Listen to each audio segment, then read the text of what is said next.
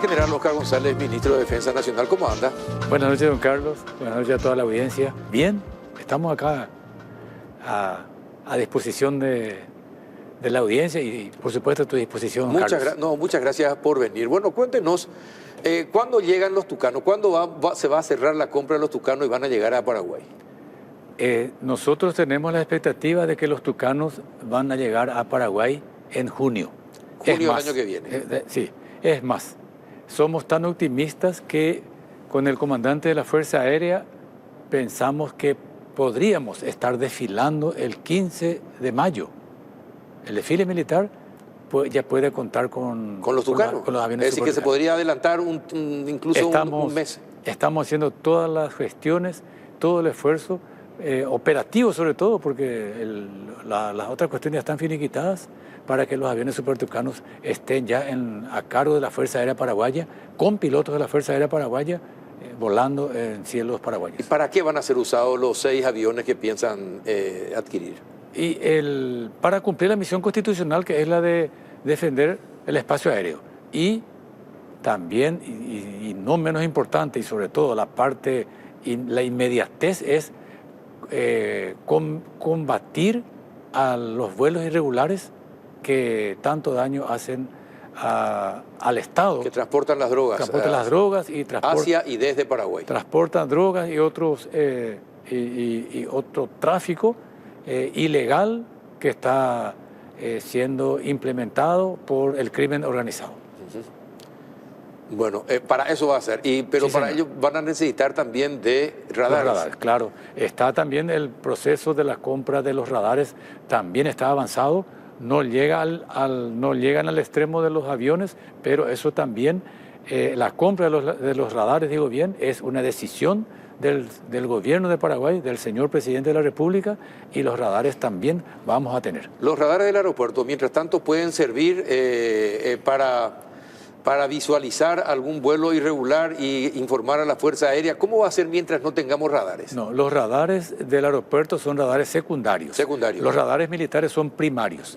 Y esos radares son los que nosotros necesitamos para que en un sistema puedan ser utilizados para apoyar las operaciones de los aviones supertucanos. ¿Y en cuánto tiempo tendríamos los radares? No tenemos todavía eso, no tenemos condiciones para decir concretamente vamos a tener los radares en este mes o en este mes de 2025, como afirmé con mucha seguridad sobre los aviones supertucanos. Sí, señor. Pero deberían llegar coordinadamente, conjuntamente. Sí. La verdad que justamente esa hubiera sido eso hubiera sido lo ideal, pero las negociaciones nos dicen otra cosa y bueno, todas las negociaciones que estamos haciendo lo hacemos precautelando los intereses del Estado paraguayo. No queremos gastar un guaraní de más para la compra de los radares. Queremos tener los radares que realmente necesitamos para cumplir la misión. Más allá, no queremos, gastar más de lo que se debe. De lo que se debe. Pero tienen que ser los mejores que se puedan tener. Tienen que ser los mejores dentro de lo que nosotros necesitamos. Sí, recuerdo que alguna vez hablábamos con unos militares que hicieron unos ejercicios en el Chaco paraguayo. Sí, todos los ejercicios que se hacen con otros países y compañía, en el Chaco hicieron. Y tenían un radar que se transportaba, ¿verdad? Sí, radar móvil. Exactamente, el móvil. Sí. Y mientras se hizo el ejercicio, que duraron creo que una semana y días, ni un solo avión pasó por el espacio aéreo paraguayo en el Chaco, en la zona del Chaco. Sí, señor. ¿Verdad? Ni un avión. Lo llamativo es que terminó el ejercicio, se apagaron los radares y a la noche parecía Navidad, otra vez por los vuelos.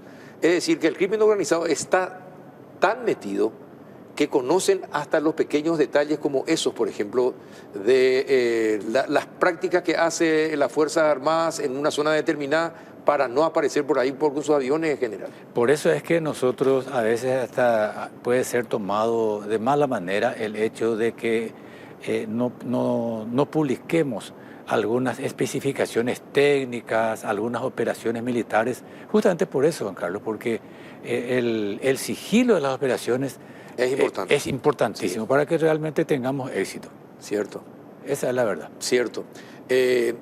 Ustedes también, el Ministerio de Defensa, ¿tiene injerencia o tiene gente que está supervisando todo este tema del ciberespionaje chino? Nosotros tenemos una dirección de ciberdefensa en Fuerzas Militares. Sí. Que está muy bien desarrollado, desarrollada la dirección, digo bien, y tenemos operaciones que estamos realizando. ¿Y están también supervisando, están colaborando con esta investigación? Nosotros estamos colaborando firmemente y cercanamente con el MITIC. Ajá, porque esta mañana estaba hablando con uno de los directores del MITIC, el señor Levera. Sí. Y bueno, y él decía que en realidad se atacaron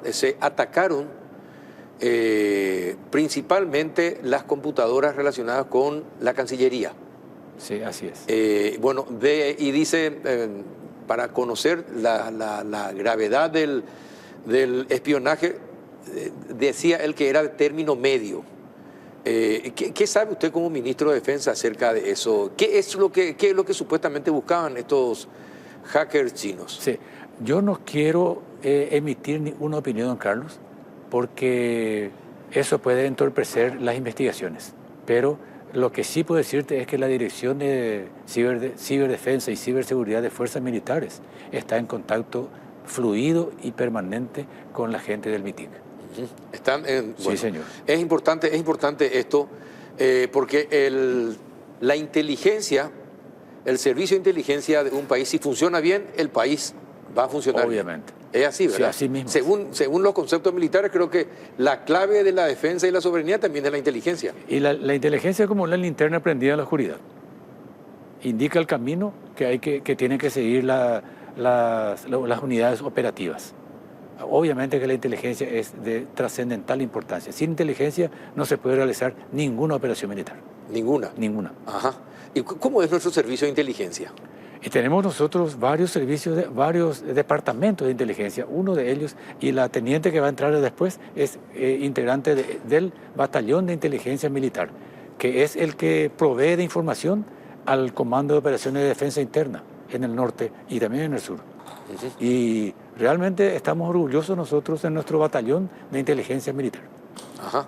Bueno, pero es sumamente importante.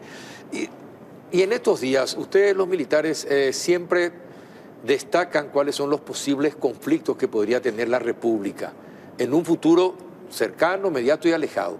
Sí. Actualmente, ¿cuáles son esos posibles conflictos que podrían existir? Las nuevas amenazas, don Carlos. Nosotros, la modificación de la ley 1337 no fue casualidad, fue respondiendo a eso que estás preguntando. ¿Cuáles son los conflictos que tenemos enfrente? Claramente es el crimen organizado transnacional. Es el enemigo común de todos los países y hablamos de nuestro sector, de nuestra área. Nosotros estamos trabajando muy cercanamente con los países limítrofes, con los servicios de inteligencia e inclusive con la parte operativa de los países limítrofes. Trabajamos fluidamente, nos pasamos información y por eso es que estamos realizando operaciones de combate dentro del territorio nacional amparados por la modificación de la ley 1337. Ajá. ¿Cómo es posible que el crimen organizado pueda congeniar internacionalmente para llevar a cabo sus operaciones, pero no así los países? ¿Dónde está por qué se da esa situación? Es que es una lucha, don Carlos. A veces tenemos victorias, otras veces tenemos reveses. Pero así como el crimen organizado están los integrantes, ¿verdad? Los criminales trabajan coordinadamente, también nosotros lo hacemos. Solamente que algunas veces ellos tienen éxito, otras veces nosotros. Es una lucha tenaz y en la que no tenemos que bajar la guardia, muy por el contrario. cada vez tenemos que tener más inteligencia, tener mejores equipamientos, mejor tecnología para que las posibilidades de éxito sean mayores. Ajá. Bueno, está bien. ¿Y qué pasó? ¿Cómo fue este anuncio de el ingreso de las mujeres para el servicio militar obligatorio? Sí. Nos preguntan a nosotros por qué se nos antojó, entre comillas, ¿verdad? Y no es un antojo. No, si hace 21 años las mujeres están en la Fuerza Armada. Están en la Fuerza Armada, pero ¿por qué así mejor? Sí. Porque nosotros desde el Ministerio de Defensa tuvimos la percepción, tenemos el convencimiento de que no podemos desaprovechar el potencial que tiene la mujer paraguaya como integrante de la defensa nacional. Y vemos que CIMEFOR es un canal que debemos de aprovechar para justamente atraer a las mujeres al servicio militar. Es que CIMEFOR, don Carlos, no es técnicamente servicio militar. No es todavía. No es. Es la preparación nomás. Es un centro de formación de oficiales de reserva. Entonces, nosotros vemos con claridad meridiana desde el Ministerio de Defensa de que las mujeres, y lo demostraron en la historia, en la guerra contra la Triple Alianza, fue la mujer la que durante la guerra colaboró muchísimo con el ejército y después de la guerra fue la que mantuvo la identidad nacional. Si no hubiera sido por las mujeres, nosotros hubiéramos desaparecido como paraguayos. Sí. Claro, es muy probable. Y durante la guerra del Chaco, las mujeres participaron como logística, participaron como parte de la sanidad, como combatientes también, y ni qué decir que la participación de la mujer en la región oriental, lo que se llama zona del interior en caso de una guerra, la mujer paraguaya, en la economía paraguaya, la agricultura del Paraguay, en manos de la mujer tuvo un aumento sustancial, un mejoramiento sustancial, y eso permitió que el Paraguay pueda soportar el esfuerzo de guerra. Sí, nosotros más somos los que creemos que gobernamos el país. Son las mujeres las que gobiernan el mundo general. Es que las mujeres también gobiernan el mundo. También, exactamente. Tampoco nosotros tenemos que amilanarnos ante ellas, y ni mucho menos ellas frente a nosotros. Totalmente. En paridad de condiciones, en la Academia Militar, por ejemplo, las mujeres que entraron en el 2002, pelean los primeros lugares en igualdad de condiciones con los hombres. El 26% de las mujeres se ubicó en los primeros lugares. Usted sabe que en las universidades pasa lo mismo. Sí, señor. Sí, las mejores alumnas son, en su mayoría son mujeres. Don Carlos, el viernes pasado yo estuve presidiendo la ceremonia de egreso de 5 institutos de formación del Comando Logístico. Solamente en 2 institutos tenían mujeres, en los otros 3 no. Y justamente en los 2 institutos donde están mujeres, las mujeres fueron mejores egresadas. Bueno, y ya está con nosotros también la teniente de artillería Micaela González. ¿Qué tal, teniente? ¿Cómo anda? Buenas noches, Carlos. Muy bien. Gracias por venir. Gracias a usted. Antes que nada, ¿qué te hizo seguir la carrera militar? ¿Por qué quisiste ser militar? Bueno, ya como ya dije anteriormente, de verdad, la convicción y la necesidad de servir a nuestro país. ¿No tenés ¿verdad? Parientes militares? No, soy la única militar en mira, la familia, sí. Increíble. Y por supuesto, ¿verdad? También vi en las Fuerzas Armadas la oportunidad de desarrollar tanto profesionalmente como personalmente, también desarrollar mis capacidades a plenitud. ¿Y desde hace cuánto está? ¿Ingresaste? Ingresé en el año 2014, tengo 4 años de cadetes de formación más 7 años de oficial. ¿Y ahora sos teniente? Soy teniente, sí. Ajá. Y bueno, ¿y cómo te trata el resto de los compañeros? ¿Cómo es el trato? Como uno más generalizando entre hombres y mujeres. No hay discriminación en lo absoluto. Me siento como uno más del resto. Ajá. Pero tampoco nunca te hicieron sobreesfuerzo, nunca te torturaron los muchachos. Claro que no, jamás. Y cuando vos fuiste también, ya empezaste a ascender, no. ¿Tampoco te vengaste de los muchachos? No, tampoco. Pero hay que destacar que siempre hay un esfuerzo detrás de la carrera militar, en lo normal, dentro del parámetro de la normalidad siempre. Pero hasta ahí nunca ningún sobreesfuerzo. No hay diferencia, es decir, los sueldos son similares. El teniente tiene un salario único de teniente. De teniente. Todos los tenientes, tanto hombres como mujeres, tenemos el mismo salario, incluso las mismas responsabilidades. Bueno, ¿estás en el servicio de inteligencia? Sí, yo presto servicio en el Batallón de Inteligencia Militar. ¿Se puede preguntar? Sí, sí. ¿Qué Ella va a hacen en el contestar, servicio don de Carlos. inteligencia? ¿Qué, por ejemplo, hacen para que la gente sepa, qué hacen en el servicio de inteligencia? Yo específicamente me desempeño como control de calidad en poligrafía. Hacemos evaluaciones al personal de inteligencia. Y no solo al personal de inteligencia, ¿Estás en el sino polígrafo? Con el polígrafo. Con el polígrafo. Sí, yo soy poligrafista. Ajá. Qué bueno. ¿Y cuántos años te lleva eso de estudios? Lleva 6 años. La especialización que yo hice duró 6 años. El curso básico de poligrafía, más el de control de calidad, que es una especialización más avanzada, un poco más técnica, que dura un mes. Ajá. ¿Y tuviste ya la oportunidad de viajar al exterior para alguna especialización? De hecho que la especialización en poligrafía y también el curso de control de calidad lo hice en Colombia. ¿En Colombia? Sí. General, con Colombia tenemos una buena relación en materia de seguridad, ¿eh? Pero buenísima. A muchos militares y policías formó Colombia. Sí, señor. Hasta Así, ahora. Nosotros cuando asumimos, lo primero que hicimos fue ir a Colombia con el ministro Riera y con el personal justamente del Batallón de Inteligencia Militar. Justamente estábamos hablando con el general acerca de la inteligencia y la importancia de la inteligencia para combatir, es decir, para la defensa de la soberanía nacional, porque la defensa no es solamente que te ataquen de otro país, te ataquen con las Fuerzas Armadas. También se pierde soberanía cuando el crimen organizado empieza a gobernar tu país. Y en ese sentido, ¿qué hacen desde el servicio de inteligencia en la lucha contra el crimen organizado? Bueno, la función de inteligencia es justamente anticipar, prevenir y tratar de mitigar las actividades que pueden incidir negativamente, ya sea en el buen funcionamiento dentro de las Fuerzas Armadas como a nivel país también. Ajá. Y general, normalmente el crimen organizado usa o se asocia con la clase política de los países. O con la clase dirigencial. Vamos a hablar de la clase dirigencial. Ahí se incluye a la política, se incluye también a posiblemente empresarios, ejecutivos, profesionales de cualquier índole que les pueda servir para el cometido que ellos necesitan, ¿verdad?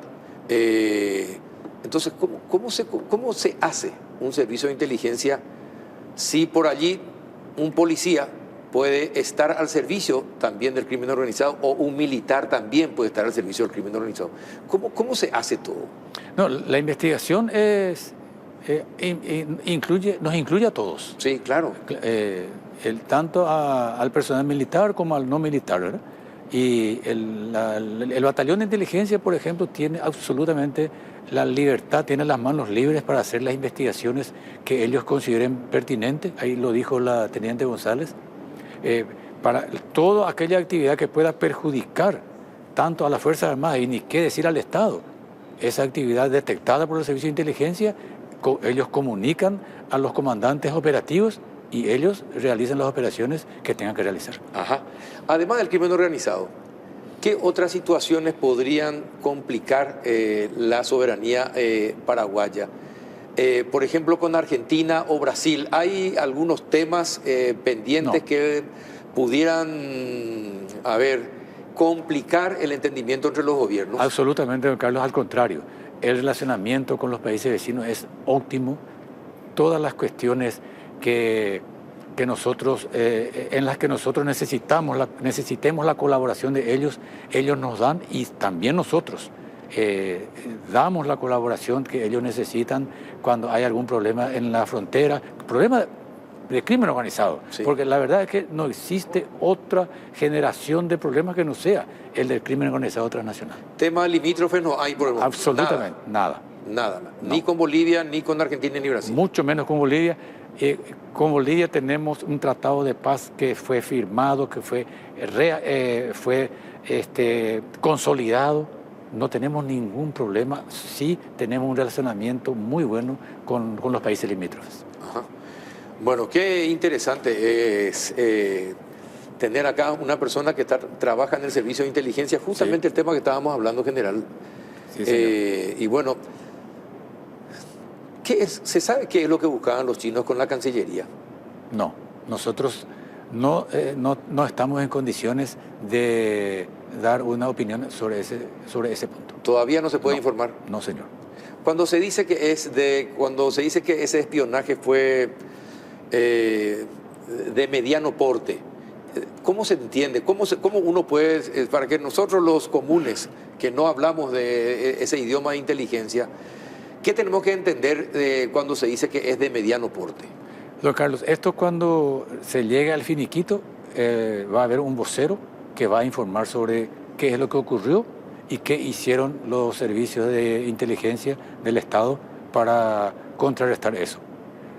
Mientras interín eso se realice, nosotros no queremos emitir ningún tipo de opinión porque vamos a entorpecer, realmente vamos a entorpecer las operaciones. ¿Y qué se tiene que hacer para proteger aún más todo nuestro sistema informático, para evitar que vuelvan a tratar de ingresar y espiarnos? Y la detección a tiempo es lo que se realizó ahora. Justamente la protección que se estaba implementando hizo que... ¿Pero se detectó a tiempo o se detectó después de que se hayan interiorizado de algunas cosas? Por supuesto que la detección se tiene que producir una vez que se empezó. Claro que se empezó. Claro, pero nosotros tenemos la firme convicción y la certeza de que se contuvo a tiempo. ¿Cuánto tiempo aproximadamente transcurrió desde el primer ingreso hasta que se detectaron las variaciones y ciertas conversaciones que no estaban o que desaparecieron? ¿Cuánto tiempo pasó desde el primer? Ese detalle así puntual, yo ni siquiera luego pregunté. Para que... General, preguntana. No. Cuando yo te invito la próxima vez, vos te podés enterar de alguna cosa. Preguntana y no contás. Es que en estos casos, don Carlos, hay que darle a los organismos la libertad para que hagan su trabajo y nosotros no tenemos que interferir porque al interferir estamos perjudicando las actividades de estos organismos. Si se dan, esto ya es una cuestión que tengo que preguntarle a los políticos, pero me pregunto, hay gente que quiere comerciar con China continental, ¿verdad? Y es lógico que también el empresariado quiera expandirse, ¿verdad? Y ganar, pero ¿sería conveniente con un país que nos espía así? Don Carlos, la línea de la política exterior paraguaya es clara. Nosotros estamos absolutamente, tenemos una política firme en el sentido de estar siempre aliados con los países que, como nosotros, respetan la democracia y establecen como una norma de convivencia social justamente los parámetros de la democracia. Y, general, ya que estamos acá, y antes de que cerremos el bloque, si existieran intenciones de retrotraernos hacia la dictadura, y ¿qué harían las Fuerzas Armadas en el caso de que se empiecen políticamente a dar ciertas señales de que podríamos tener una regresión hacia un gobierno autoritario o dictatorial? ¿Qué haría la Fuerza Armada? ¿Acompañaría un proceso de regresión dictatorial o no? Haría la Fuerza Armada lo que siempre hizo. Lejos de ser una amenaza para la democracia, las Fuerzas Armadas siempre fueron una garantía. Y vamos a seguir siéndolo. No siempre, general. Es decir, durante muchos años acompañaron a Alfredo hasta que, gracias a los militares, que si no era por los militares, no íbamos, a lo mejor seguíamos teniendo otro Stroessner en el gobierno, ¿no? Aclaro mejor, don Carlos. Desde el 89 para acá, perfecto. Las Fuerzas Armadas, a pesar de que en los primeros años tuvimos nosotros muchas restricciones, sobre todo presupuestarias y también operativas, porque la gente pensó que nosotros, Fuerzas Armadas, íbamos a regresar a eso, ¿verdad? Pero después, con el tiempo, demostramos que, lo que dije recién, lejos de ser una amenaza, fuimos garantía de que el proceso democrático continúe. Y no voy a mencionar yo los episodios que son de público conocimiento, pero esa convicción la tienen los militares. Y yo, como militar retirado, te puedo decir, don Carlos, ¿lo van a acompañar? No como ministro de Defensa precisamente, pero como militar retirado te puedo decir que cada vez más el militar paraguayo está convencido de que él debe respetar la Constitución Nacional y las leyes. En síntesis, el marco jurídico paraguayo. Perfecto. Teniente, felicitaciones por el trabajo, por el logro. Me dicen de que sos una de las mejores, estás en el servicio de inteligencia, necesariamente tenés que ser una de las mejores.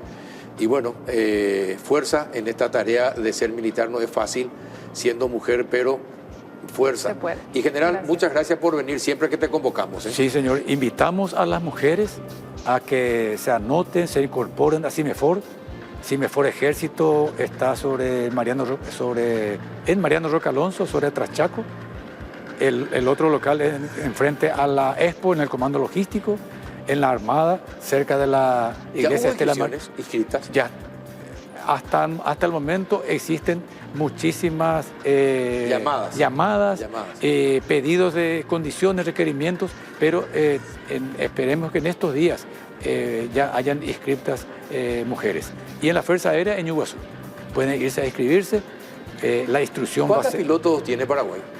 ¿Cuántos pilotos tiene? Si no estoy transcordado, tiene 4. 4 pilotos mujeres. Lo que sí sé bien, don Carlos, porque yo soy de infantería, pero sí una mujer es piloto de Super Tucano. De la aeronave que va a venir acá, ya tenemos pilotos femeninas. Qué bueno. Sí. Y tenemos comandantes de buque en la Armada y en el Ejército y en la Fuerza Aérea, comandantes de destacamento. Que las mujeres claramente son eficientes al máximo en el cumplimiento de ese deber. Por eso es que queremos que las mujeres acudan al CIMEFOR, porque sabemos que van a hacer un papel preponderante como parte de la defensa nacional. Perfecto. General, muchísimas gracias por haber venido. Teniente, igualmente a usted. ¿Sí? A la vuelta de la pausa vamos a hablar, ¿te parece, Pío General, que tengamos 100 instituciones sanitarias no registradas? No puede ser. Vamos a hablar con el superintendente de salud, el doctor Roberto Margarejo, sobre este tema a la vuelta de la pausa. Vení a Bristol y aprovecha el Black Friday 2024. Los mejores precios del país. La mayor variedad en todos los productos, desde el 40 hasta 70% de descuento con las cuotas más bajas y sin entrega inicial. Además, participás de la promo 3.000 millones en premios. Este 3 de diciembre sorteamos una moto Buller Super Sport más 20 millones en efectivo. Bristol, la mejor casa de electrodomésticos del país. Viajar no siempre es placentero. El movimiento de los medios de transporte puede generar mareos, náuseas y otros malestares. Viajar sin complicaciones sí es posible. Con Nausecin, sin náuseas ni mareos. Un comprimido de Nausecin y olvídate de las molestias. No te quedes. Nausecin te acompaña en cada viaje que hagas. Nausecin, sin náuseas ni mareos.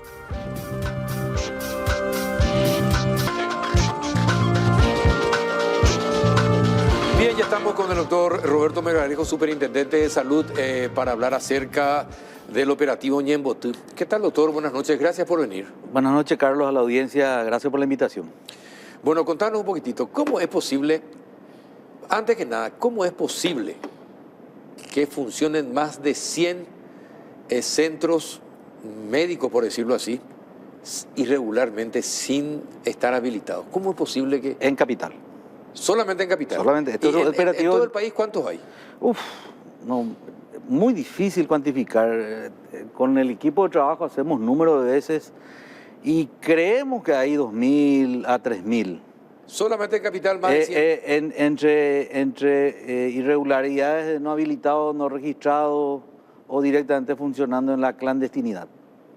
¿Y cómo es posible cómo es posible que funcionen en la clandestinidad o irregularmente? Y mira que yo me pregunto mucho eso. Hoy estuvimos en lugares donde la inversión es multimillonaria, ¿verdad? En sitios importantes, en infraestructura, brillante en infraestructura, en equipamiento, pero no sé si es desidia, desconocimiento. Bueno, uno no puede atribuir desconocimiento a la ley. ¿Cuánto cuesta un registro o una habilitación de un centro médico?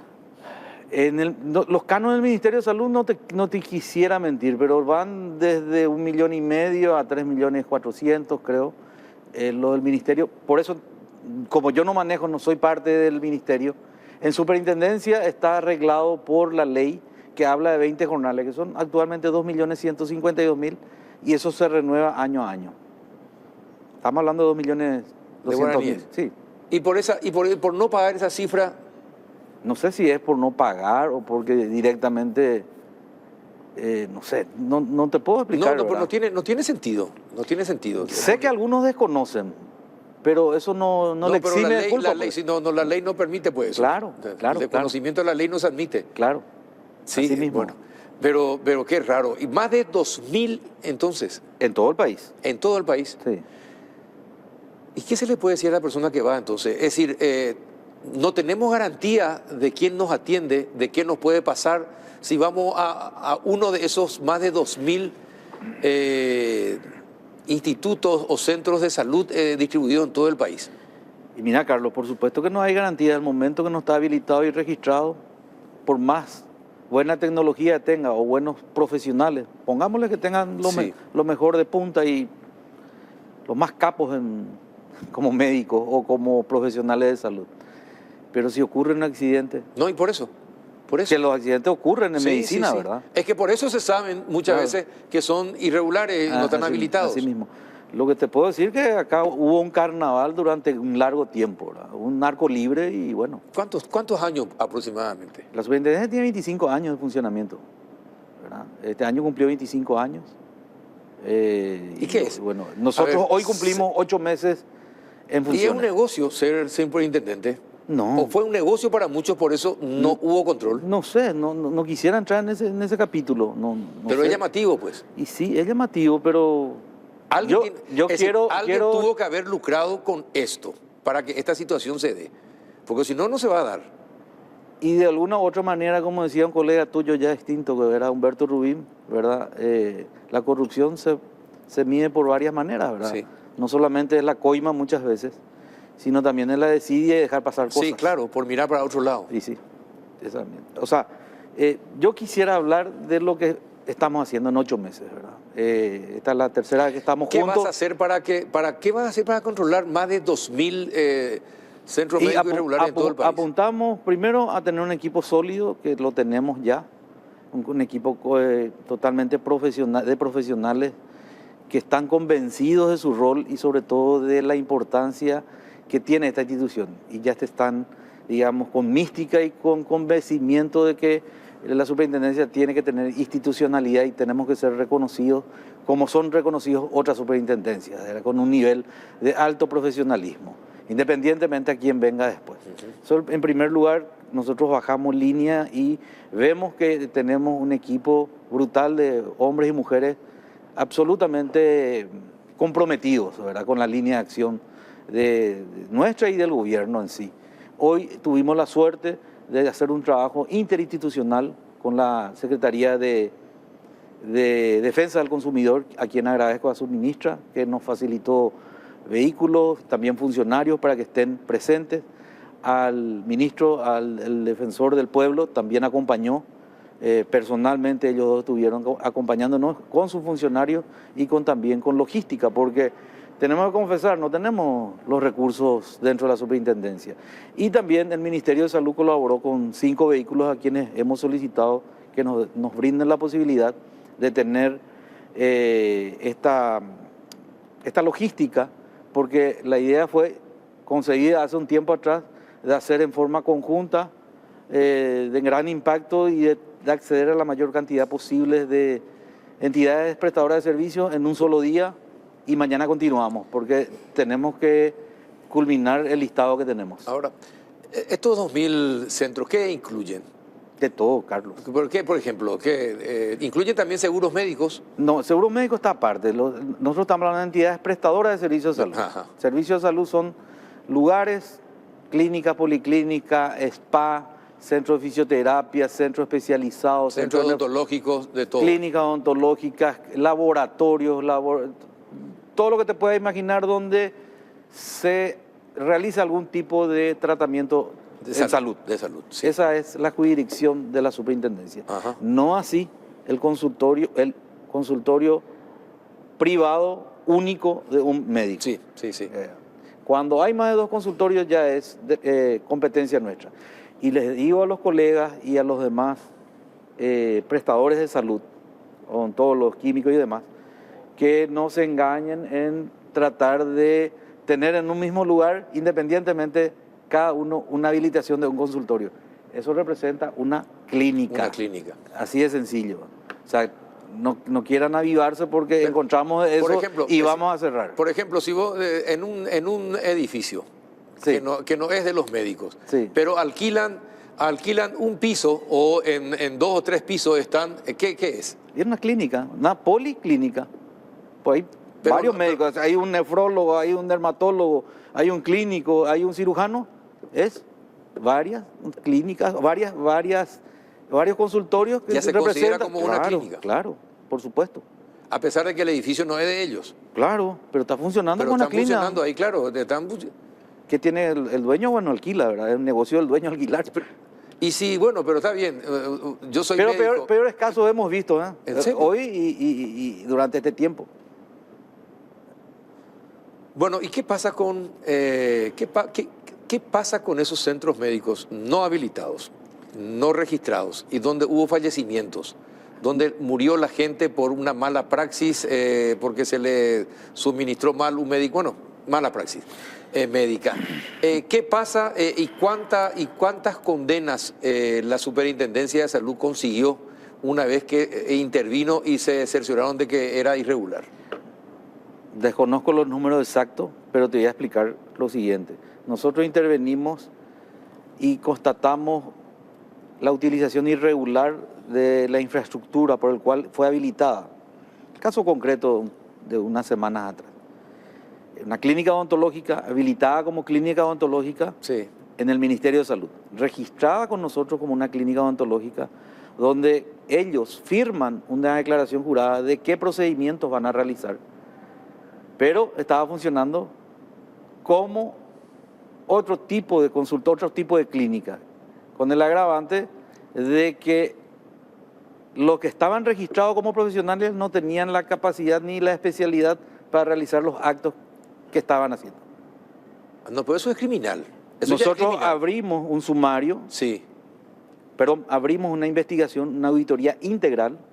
Estamos auditando médicamente todo el proceso médico, estamos auditando jurídicamente. Donde y murió la estamos- señora hasta en Fernando Sí, Zamora. y estamos auditando contablemente. Luego de esa auditoría va a elevar un informe que espero que sea lo más rápido posible. Eso saben los funcionarios que están a cargo. Ellos tienen total y absoluta independencia de dar su dictamen. De acuerdo a ese dictamen, nosotros podemos elevar a la Fiscalía o hacer un sumario. Mientras tanto, ellos están con una clausura por parte nuestra. Eso es independientemente al proceso penal del Ministerio Público, que es lo más gravoso, creo Claro, yo. ustedes ¿verdad? están haciendo lo administrativo. Nosotros estamos haciendo lo administrativo. Ahora, desde el punto de vista profesional, esto es muy importante que la ciudadanía sepa, desde el punto de vista profesional del ejercicio de la praxis médica, no es competencia de la superintendencia, es competencia de la Dirección Nacional de Control de Establecimientos y Afines, que antes se llamaba Control de Establecimiento y Registro Profesional. Es competencia de eso verificar, avalar y habilitar. Y también fiscalizar si están o no ¿Y por trabajando. qué no se juntan? Evidentemente nos juntamos en varias oportunidades. No, pero con como una sola institución, así como hicieron la de NIL, la aduana. No, ¿por qué porque ellos, la ley y la idea y la filosofía es que el órgano rector, que es el Ministerio de Salud, habilite las instituciones ediliciamente y profesionalmente. Y un órgano externo, contralor, que somos nosotros la superintendencia, pueda controlar eso si está bien o está mal y registrar. E inclusive controlarle al propio Ministerio de Salud. Ujú. Y esta clínica donde se realizó la operación de la mujer falleció, ¿hace cuántos años estaba funcionando? Creo que es el 2018. ¿Y quién la habilitó? El Ministerio de Salud como clínica. ¿Quién era el ministro odontológica. de Salud en la época en que fue habilitado? No sé, no me acuerdo en 2018. Porque Carlos. todos tienen responsabilidad, porque el ministro tiene responsabilidad. Espera, por supuesto. Yo no le voy a defender a nadie, pero se habilita como centro odontológico. Sí. Vos no podés chequear las 5.000 o 3.800 establecimientos que están habilitados, poner un funcionario en cada lugar a ver si están haciendo los procedimientos adecuados. Vos tenés que confiar en una declaración jurada en el cual el odontólogo te dice, nosotros, esta es una clínica odontológica. Hasta que murió, yo por lo menos no sabía que funcionaba como una clínica anexa estética. ¿Y cada cuánto se hace un control de todas las instituciones de salud del Paraguay.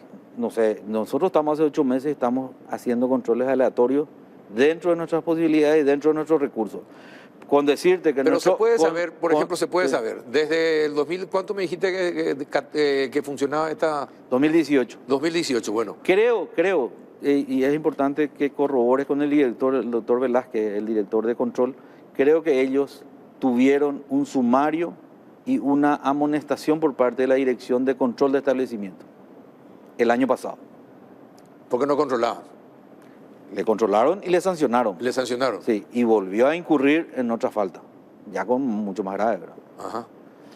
Bueno, pero... Ahora yo sé hacia dónde vas. Ahora yo te comento algo para que... Yo creo que ya no te asustas más, ¿verdad? Pero en nuestra estructura organizacional, en nuestro organigrama, no hay una dirección, un departamento, una jefatura, una sección, lo más bajo que puede haber dentro de un organigrama, de fiscalización. No tenemos fiscalizadores. Nosotros creamos la figura bajo la tutela del superintendente, una unidad, pero que no existe en el organigrama, una unidad de fiscalización, el cual estamos dando funcionalidad para poder fiscalizar. Y estamos incorporando funcionarios que puedan hacer ese papel. Sí, pero estamos hablando de la vida del ser humano. Por supuesto, ¿verdad? Por supuesto. Bueno, entonces no... Es demasiado grave. Sí, es gravísimo. Uno no puede ser condescendiente con ese tipo de faltas. De ninguna manera, si no, por eso porque que si no normalizamos, así nomás, normalizamos el así nomás. Carlos, yo te tengo que ser lo más claro y sincero posible. Yo no tengo problema en aceptar las debilidades que tenemos, y tenemos muchas. Tenemos debilidades presupuestarias, tenemos debilidades en recursos humanos, que ya lo hablamos mucho, pero si nosotros nos vamos a quedar a lamer nuestras heridas, no vamos a hacer nada. Nosotros estamos trabajando, y si tenemos que hacer el 10%, vamos a hacer el 10% para poder después dar otro paso más. Perfecto, pero también denuncien y no se cansen de denunciar mientras hacen todo eso que usted está diciendo, ¿verdad? Ahora, si seguimos operando y sin que el pueblo sepa que existen todas esas deficiencias y nadie hace nada por evitar que sigan sucediendo estas cosas y sigan las deficiencias, entonces, ¿de qué sirve el trabajo? Y bueno, ¿cuál es la confianza que el ciudadano va a tener hacia el sistema de salud? Por eso es importante que este órgano este órgano contralor, que es la superintendencia, funcione a media o funcione bien, como le quieras llamar, ¿verdad?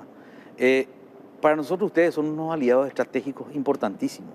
Los medios de comunicación, la prensa, el periodista en sí, independientemente que nos guste o no nos guste las críticas, que lo aceptamos con gusto muchas veces, es importante porque ustedes son las personas que transmiten y dan información, pero también son formadores de opinión, donde la gente necesitamos que use el uso de razón muchas veces. No podemos ir a un lugar que por el solo hecho de ser más económico arriesguemos nuestra vida. Nosotros no tenemos 2 vidas, tenemos una sola. Así y no mismo podemos arriesgar a quedarnos mutilados o muertos, ¿verdad? Entonces, la ciudadanía debe entender que es importante que esté informada. Nosotros tenemos una página web donde están todos los centros y las entidades prestadoras de servicios registradas. Las que no están ahí no existen. Ahora, así de sencillo es. ¿Hace cuánto tiempo los odontólogos están con esta práctica de los Botox y compañía? No tengo idea, Carlos. Yo regresé al país hace 1 año y me encontré con esta novedad. Y estoy hace 8 meses en esta institución, y vemos que lastimosamente se están extralimitando no solamente ellos, sino... Sí, y también tenemos denuncias incluso de gente que ni siquiera es médica, pero se hace pasar por médico, ¿verdad? Entonces ya es el colmo. Se convirtió en un gran negocio. En realidad sí, es un gran negocio, es un gran negocio. Y hay demasiadas fuerzas fácticas externas con muchísimos intereses económicos, corporaciones y demás. Gente que utiliza a colegas o colegas que utilizan hasta los medios de prensa tratando de desviar la atención a uno u otro lugar. ¿Cuáles son esos conglomerados? Y son grupos fácticos que siempre operaron al borde de la ley dentro de la medicina. ¿Qué son? ¿Son los laboratorios, las farmacéuticas? ¿Quiénes son? Todos combinados, todos tienen intereses, se suman. Mi sí, interés pero está bien, pero poner en riesgo la vida de la gente por ganar plata Bueno, evidentemente tus valores y los míos no son esos, ¿verdad? Pero el de ellos tienen otros valores, ¿verdad? Sí, pero hay que enfrentarlos. Y lo estamos enfrentando. Y hay que decir sus nombres. Y lo estamos enfrentando y lo estamos diciendo cada vez que podemos, ¿verdad? ¿Vos seguís como interino? Sí, sigo como interino. ¿Y cuándo se va a hacer el...? Se hizo un concurso hace un tiempo, se llamó. Sí, yo sé que estaban... Y yo renuncié al concurso por motivos personales y porque no confiaba, evidentemente porque había ya una animaversión. Y bueno, vamos a esperar que se decide, ¿verdad? Ah, ¿renunciaste? Yo renuncié al concurso. ¿Por el tema de las notas? Por el tema, no las notas, eran unas cuestiones de unos certificados que decían que yo adulteré y que yo no participé nunca.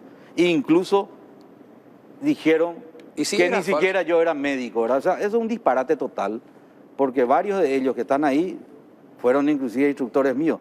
Por cierto, penosos instructores, ¿verdad? Ajá. Ah, bueno, ¿y por eso renunciaste? Renuncié porque me sentí manoseado, Carlos, y yo mismo me fui a hacer la denuncia a la fiscalía para que me investiguen. Porque yo tengo un nombre y un honor que tengo que defender, ¿verdad? Entonces, creí conveniente en apartarme en algo que yo no creía que iba a salir bien.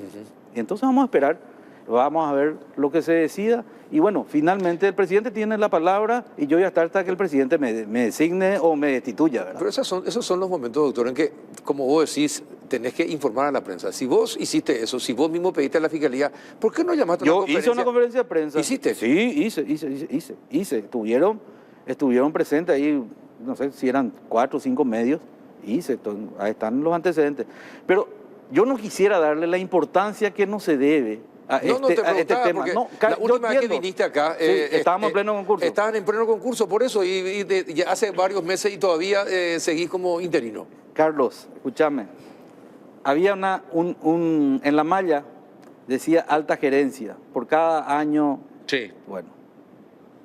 Trataban de eliminar mi alta gerencia diciendo, ser embajador no es alta gerencia.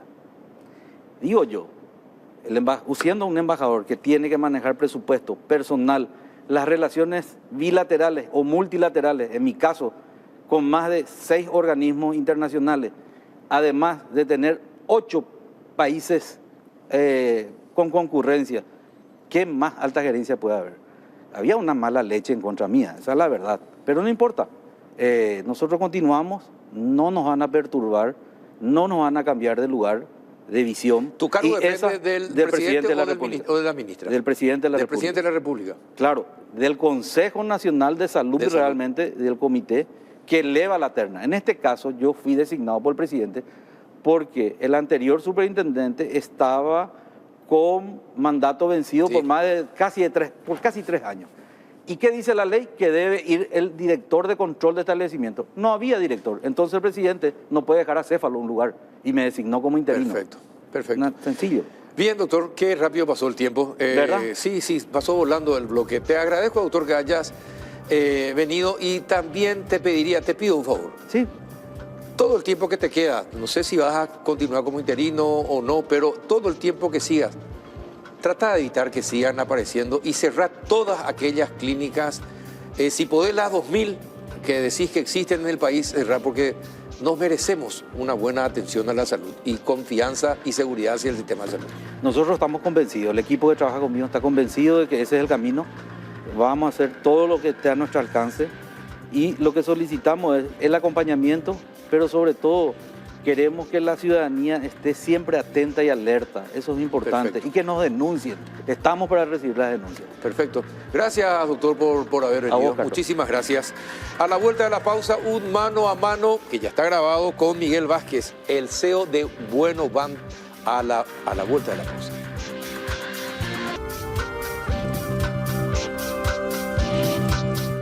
Muy bien, ya estamos en el último bloque del péndulo y esta vez en compañía de don Miguel Vázquez, CEO de Bueno Van y presidente del grupo Vázquez en nuestro país. ¿Qué tal, don Miguel? ¿Cómo anda? Súper bien, muchas gracias, Carlos, por venir a visitarnos aquí en la Matrix. Un honor que estés aquí. Qué espectacular está, hay que reconocer. Parece un banco en serio. No, en serio. Gracias. Está muy bien, todo es espacioso, ¿verdad? Y se nota mucho trabajo, que es lo importante. Bueno, ¿cómo está el grupo? Excelente. Gracias a Dios estamos súper bien. Mi abuelo comenzó todo esto hace más de 80 años. Yo ya soy la tercera generación. Mi papá inició hace 40 años en el negocio financiero. Y bueno, entonces hoy, bueno, continúa ese inicio de Credit Centro que él hizo en el Mercado 4. Ah, sí, exactamente. Ahora, que no, esa vieja tradición de que el creador funda una empresa, el hijo lo desarrolla y el nieto lo funde, no va a suceder, ¿verdad? No. Ah, bueno, no, está no, bien. no. Es importante eso. Ahí entonces yo siempre estoy ahí entre la tercera generación, pero como era mi abuelo, y la segunda generación que es mi papá, entonces estoy ahí en el exacto, en el lugar donde tengo que estar para seguir creciendo. ¿Y cómo fueron creciendo? ¿Cómo fue creciendo el Grupo Vázquez? A ver, realmente nosotros, o sea, yo cuando tenía 20 años, mi abuelo Miguel Villasanti, el papá de mi mamá, Sí. decide ya repartir, vamos a decirle, la herencia. En ese entonces, en el 2010, el endoso de las acciones era endoso simple, ¿verdad? Porque eran acciones al portador. No estaba toda la estructura hoy como está en el Paraguay. Y bueno, él entonces decide, antes ya estaba viejo, pero siempre sólido, impecable de mente. Él decide ya entregarle a cada hija. Él tuvo 3 hijas. Mi mamá es la del medio. Mi tía, la menor, falleció cuando yo tenía 11 años. Falleció de cáncer, a mi madrina. Entonces quedó el viudo. Entonces él decide repartir entre los 3, ¿verdad? Entre las 3 familias, por así decirlo. Y cuando le toca a mi mamá, o sea, en el reparto, ¿verdad? Le dice, mi abuelo me dice que él quería que yo ya maneje esas acciones, ¿verdad? Y que, bueno, y que le mantenga siempre a mi mamá como se merece, como una reina, como él siempre le tuvo. Y bueno, entonces en ese momento yo recibo todas las acciones de él, ¿verdad? Acciones de Cóndor, acciones de Central de Seguros, acciones también de Banco Continental que él tenía. Y las acciones de Ganadera Marca Plancha.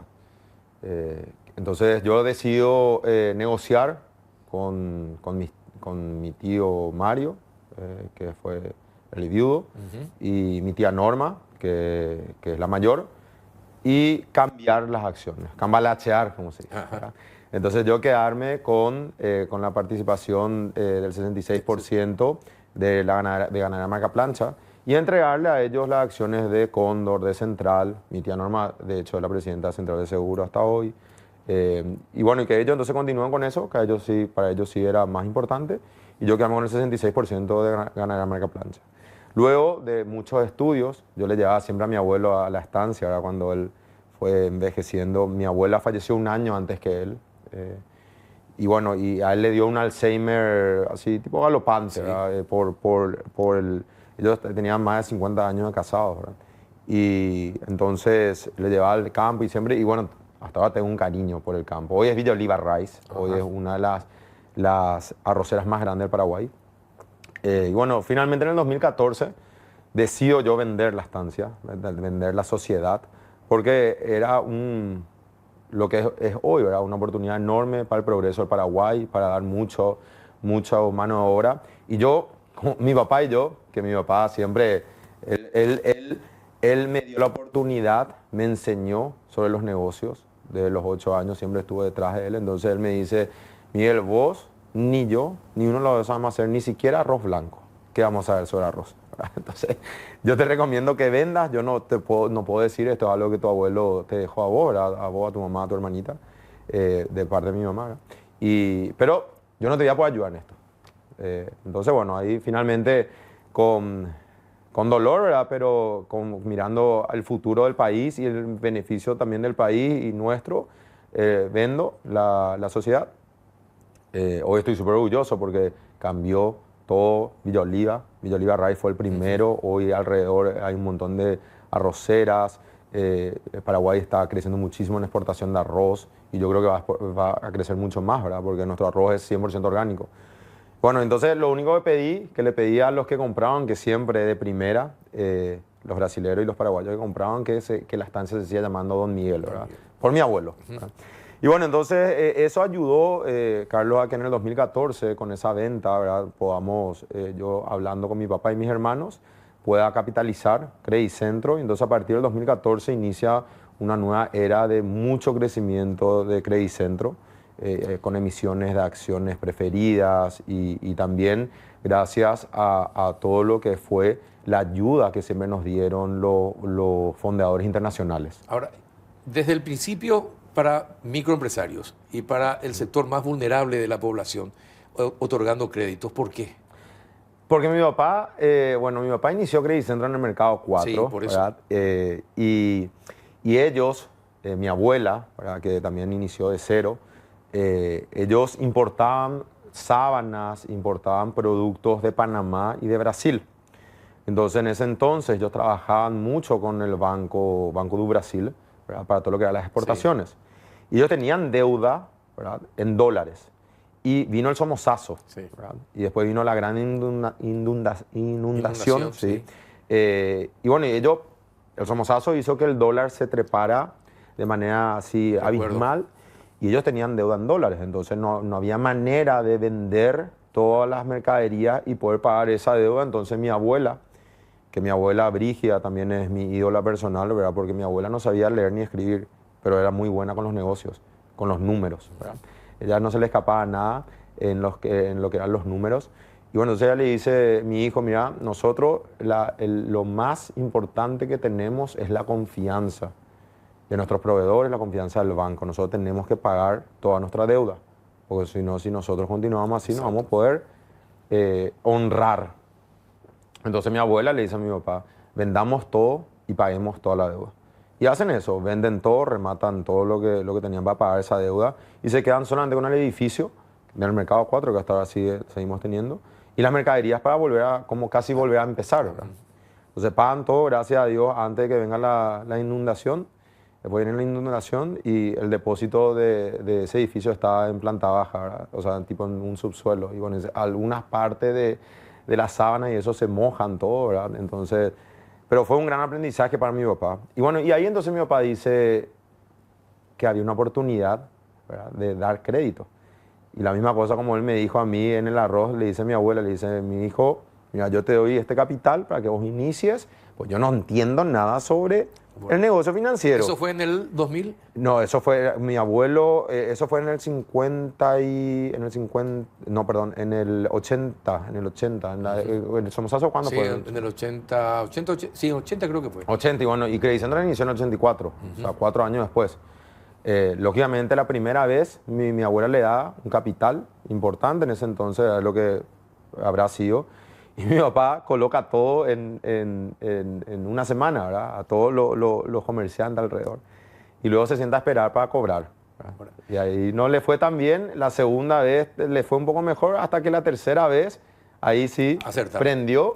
Y ahí nace Credicentro en el Mercado 4, ¿verdad? Y luego siempre mi papá buscó potenciar a los emprendedores. De hecho, por eso es que bueno, es para los emprendedores de la vida, ¿verdad? Exacto. Porque finalmente son el motor. Pero una cosa, don Miguel, en 40 años...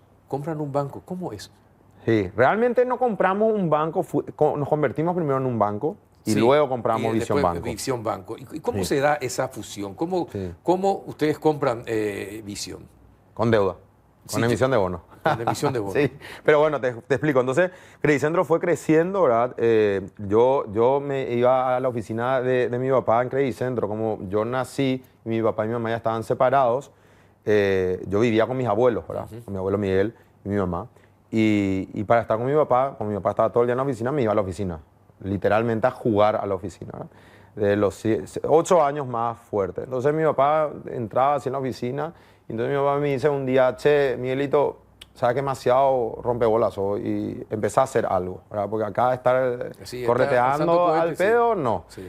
Entonces ahí empieza a hacer cuando eso, había fax. No sé si vos recordás los fax que claro. Bueno, no era Equifax, era Inforcoms. Entonces vos tenías que llamar y decir el número de cédula del cliente y ellos te envían un fax. Sí, un fax y el fax salía en la página esa que después se borraba todo. Entonces había que hacer una fotocopia. Entonces mi primer trabajo fue ese.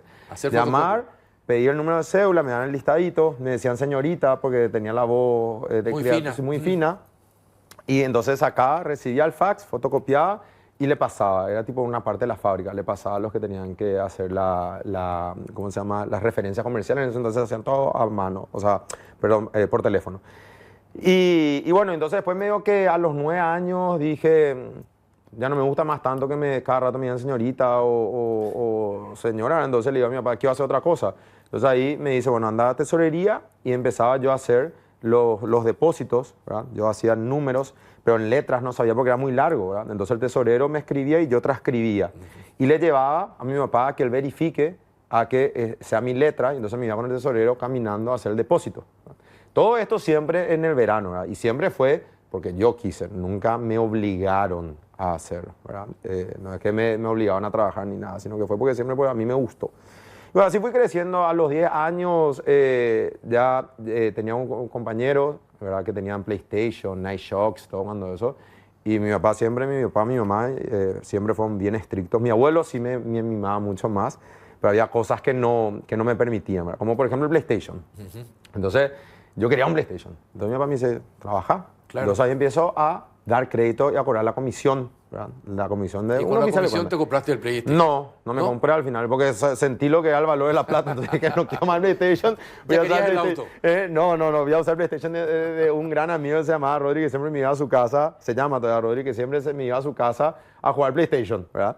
Entonces no me compré el PlayStation, pero sí empecé a conocer sobre el negocio financiero y el valor del dinero, ¿verdad? Y finalmente a los 14 años, a los 12, empecé en ABC Color, tenía en clasificado, ¿verdad? Créditos, descuento de cheque, sí. Y me llamaban a mí. Y bueno, y entonces ahí empecé como un oficial de cuenta, a los 12 oficialmente, para la redundancia. Y cuando tenía 14 años, le pido a mi papá que él me ayude a abrir mi propio negocio, ¿verdad? Entonces él me da una sociedad que era suya, ¿verdad? Lo que antes yo no podía firmar nada porque era menor, los bancos no te permitían sí. Firmar nada.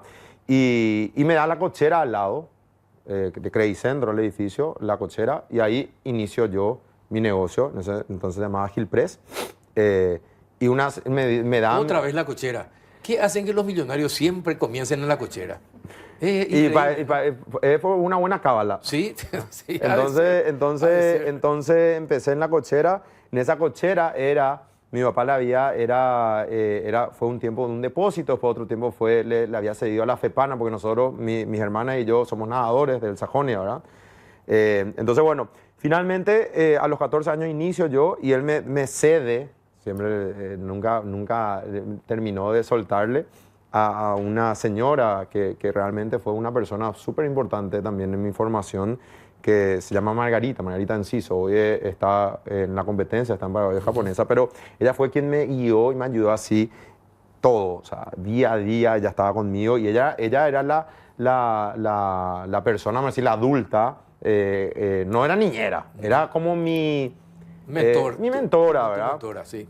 Y bueno, ella me ayudó muchísimo y ahí fui yo creciendo. Siempre estuve en el verano y yo también yo no tengo EXA, pues estuve en varios colegios porque era un poco revoltoso. Es decir, entonces, que tenés muchos EXA. No tengo ninguno al final. Tenés muchos. No tengo ningún EXA, ¿verdad? Pero a los 16 años, a los 15 años decido irme a estudiar a Estados Unidos por AFS. Yo ya tenía el negocio con mi esposa, ¿verdad? Con Laura, cuando éramos ¿Perdiste el tiempo? No, después nos hicimos mejores amigos. En el 2014 nos casamos, ¿verdad? Estoy felizmente casado con ella hace 10 años, con 3 hijos. Pero en ese entonces nos hicimos, ya éramos mejores amigos, no había nada todavía de pretensiones amorosas. Y estudiamos juntos para irnos a estudiar un año. Ella por AFS, ¿verdad? Ella se fue a Wisconsin, yo me fui a Prudendale en California. Y a los un mes me aburrí. Entonces dije, ¿sabes qué? Esto no es lo mío, yo quiero volver a Paraguay para seguir trabajando. Mi papá me dice, ni una posibilidad, tenés que ser firme. Y empecé a operar ahí. Le llamo a mi mamá también, que era del Goethe-Schule, entonces había ido a Alemania. Me dijo, no, mi hijo, tenés que quedarte. Le llamo a mi abuelo. Empecé a movilizar ahí. Lo que sí que a los un mes y medio de haber llegado, le convenzo a mi mamá allá, que se llamaba Teresa, una señora de primera. Le digo, ya coordiné todo con la FS y me escapé. Literalmente me escapé de Estados Unidos. O sea, me llevó ella al aeropuerto, yo hice todo ahí, el cambio de los pasajes, y llego a San Paulo, y en San Paulo, lógicamente, ahí le llamo a mi papá y le digo, mira, ya sé que estás en San Paulo, armaste un desastre, no, llegás a Avenida Paraguay, subite y volvé, llegás a Avenida Paraguay y vas a estar castigado de por vida. Yo le digo, lo siento, yo voy a volver. Castigame de por vida. Castigame de por vida, vos sabés que me bloquearon el pasaje. O sea, sí, me voy así y tipo, no tenía más pasaje, me voy rápido a TAM cuando eso, no existía todavía la TAM. Y por suerte, mi abuela y mi abuelo justamente me dieron, ¿viste el famoso la reserva Sí, claro. en efectivo? En efectivo, sí. Y tenía que no había gastado nada. Mi abuela me había hecho un sobrecito así para ponerme por el pantalón con 2 clips para guardar ahí el dinero, así tipo, Sí, pero sí. escondido, ¿verdad? Sí. Y tenía Como ahí... una riñonera pero escondida. Exacto. Y entonces agarro mi plata ahí, por suerte, y digo, bueno, esto es lo que tengo. Y bueno, y solamente este pasaje, y bueno, pago, Y me voy. y volviste. Y volví. Y mi papá ya me esperaba ahí en el aeropuerto, ¿verdad? Entonces, castigado de por vida. Y ahí empecé a full de vuelta a mi abuelo a pedirle todo. Entonces, mi castigo duró un mes por ahí. Un mes por ahí. Pero ahí sí empecé a laburar muchísimo. Ahí Ahora, aproveché pero eso. llegamos a Visión Banco. Sí. ¿Cuándo deciden comprar? Evidentemente es un buen negocio, porque es uno de los bancos que está distribuido por todo el país, ¿verdad? Que también trabajaba mucho con microempresas. Sí. Bueno, ahora creo que tienen 20 millones de dólares del BID para seguir operando con Así mismo, microempresas. así mismo. ¿En dónde van esos 20 millones? ¿Cuándo lo tienen y desde cuándo podrían las microempresas acceder y a qué tasas y con qué beneficios? Bueno, rápidamente nomás quiero puntualizarlo. En el 2018 nosotros iniciamos el proceso de conversión a Banco de Credicentro. Y lo que hicimos sencillamente fue acelerar ese proceso comprando primero el comercio, que era una licencia para convertirla, comercio, y finalmente a banco. Entonces nosotros oficialmente, lo que de repente pues pareciera que todo es muy fácil. Sí.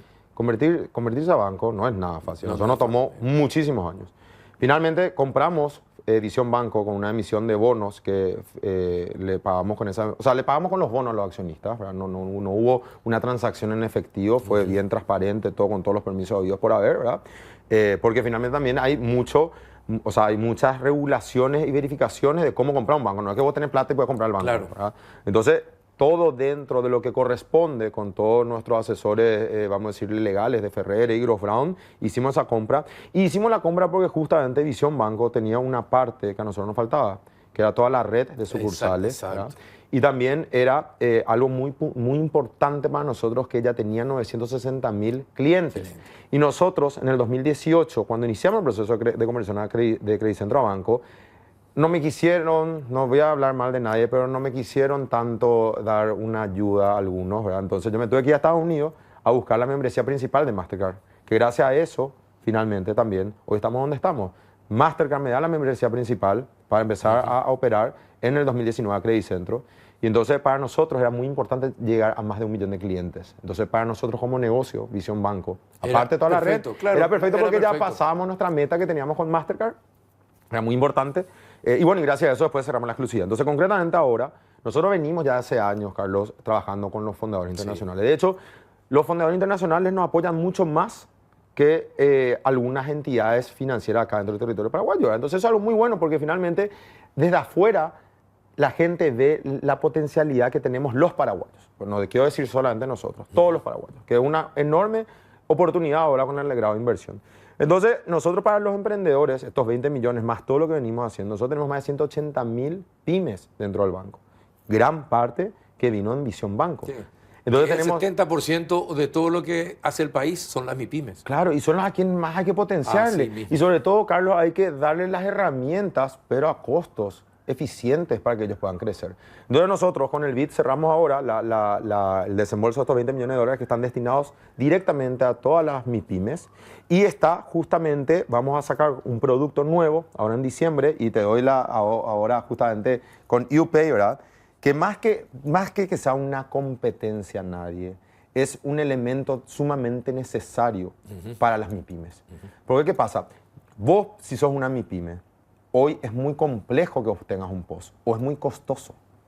Entonces, lo que nosotros vamos a hacer con UPay es entregarte sin costo este POS. Este POS, ¿verdad? sí. O en su efecto, en el celular, ¿verdad? Que justamente también como tiene Continental ya, que es desde el app, ¿verdad? Que vos tenés acá y vos podés cobrar directamente. O sea, vos bajás y puedes cobrar. Entonces, te da la facilidad de que tu negocio pueda Es crecer. decir, que automáticamente se te deposita en tu cuenta. Claro. Entonces, acá, por ejemplo, podemos hacer... Del celular. Sí. Acá, mira, podemos cobrar. Tenemos el código QR, que eso sí lo vamos a tener con Bancar. Tenemos Pix, incluso, que si es que, por ejemplo, estás en la frontera, pues puedes cobrar a los brasileros. Pronto vamos a tener también para cobrar con el código QR de Argentina. Porque finalmente eso es lo que es la gran diferencia que nosotros tenemos, que tenemos mucha tecnología. Entonces ahora, por ejemplo, acá, mira, te voy a mostrar cómo es súper fácil. Esto, por ejemplo... Poner en la cámara para que la gente vea. Sí. Acá, sencillamente por internet, acá es cobrar en Tap on Phone. Yo, desde mi iPhone, pongo...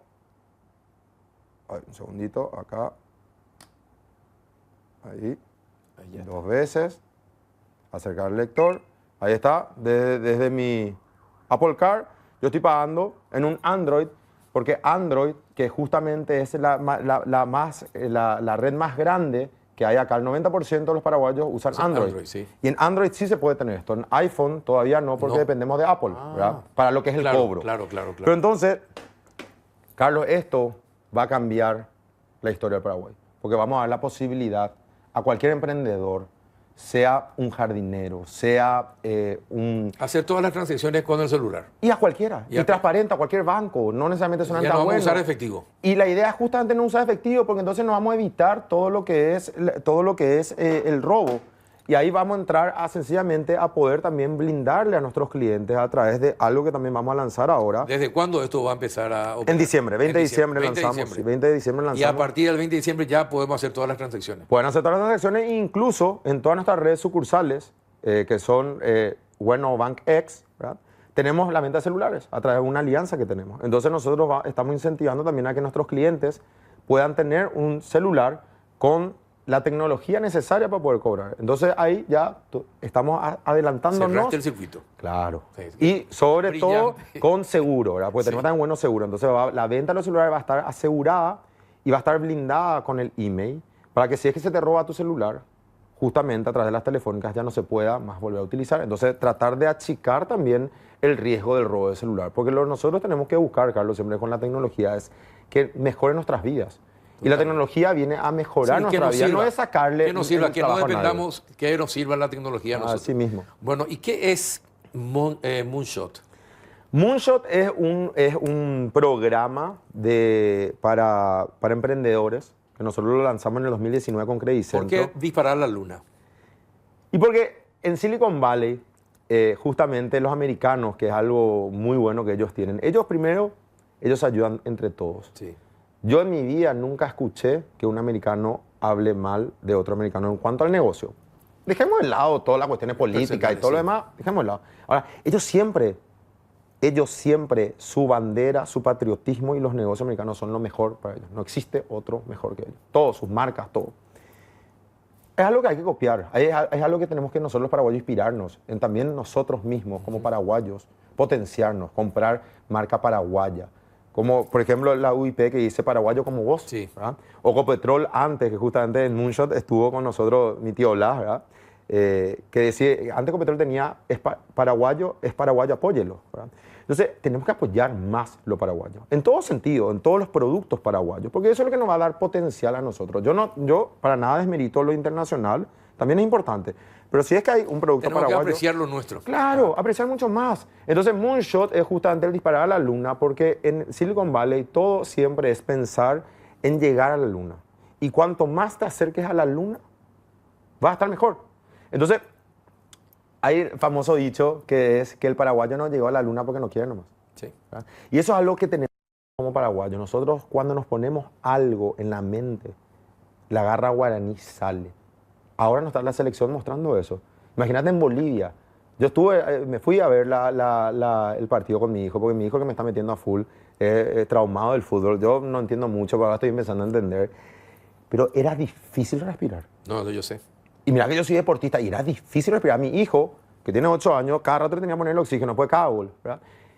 Y esos jugadores, garra guaraní, todo lo que hicieron, y lo mismo nosotros demostramos lo grande que somos. Entonces, eso es Moonshot, es demostrar lo que somos nosotros los paraguayos, claro, y potenciarle a los emprendedores de la vida. Potenciarle con una mentoría de 6 a 8 meses y de los cuales 10 van a terminar en Silicon Valley al año.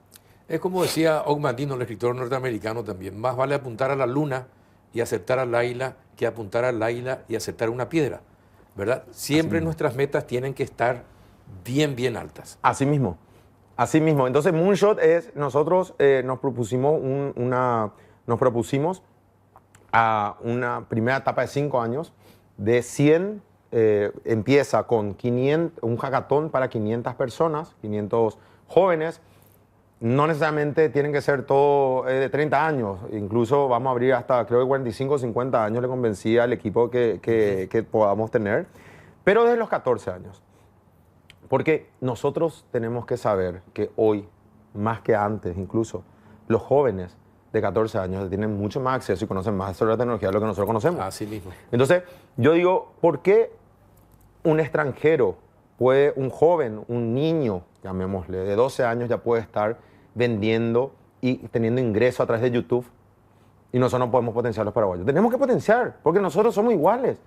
O sea, nosotros también somos humanos, tenemos 2 piernas, sí, 2 manos, o sea, el mismo cerebro. Sencillamente hay que dar la oportunidad. Entonces, Moonshot es la oportunidad. Para 500 que van a empezar un hackathon, el hackathon va a ser justamente cómo potenciar nuestra artesanía paraguaya. Por eso es que justamente nosotros acá en el banco tenemos todo artesanía paraguaya, para que nosotros podamos elevar eso y que algo tan rico que tenemos, que es nuestra cultura, ¿verdad?, es darle el valor que corresponde y que la gente siga teniendo las ganas, las familias sigan teniendo las ganas de crear la artesanía, porque es arte.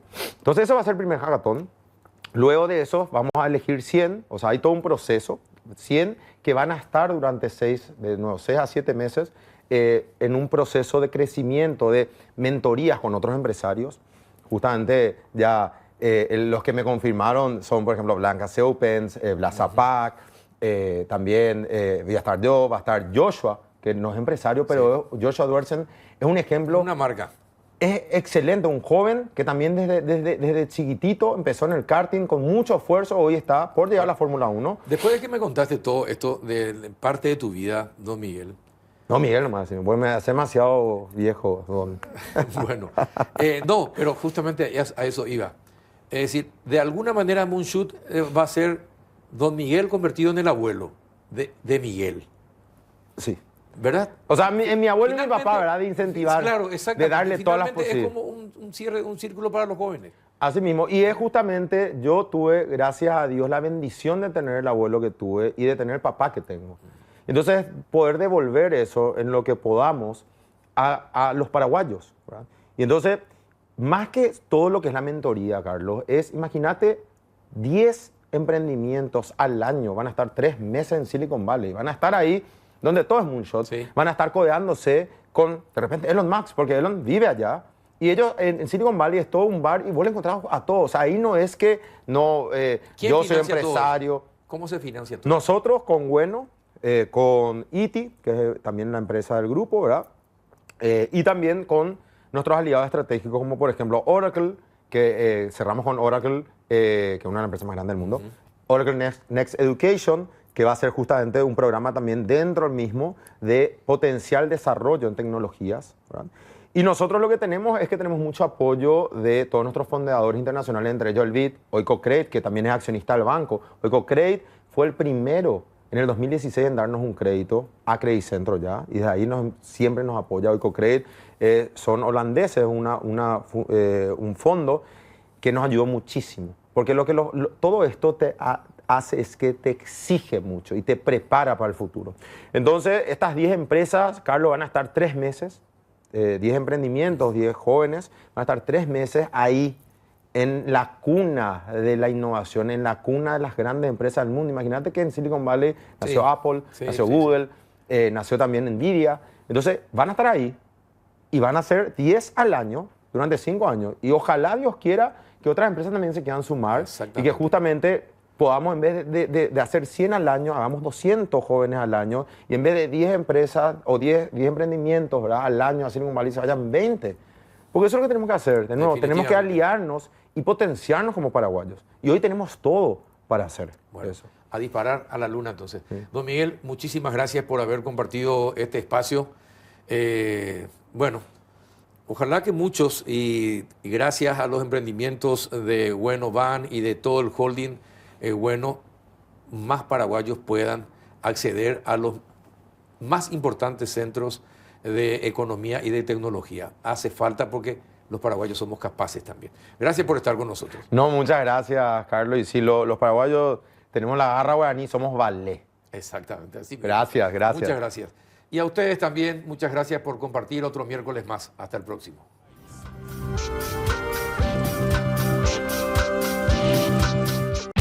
El Péndulo fue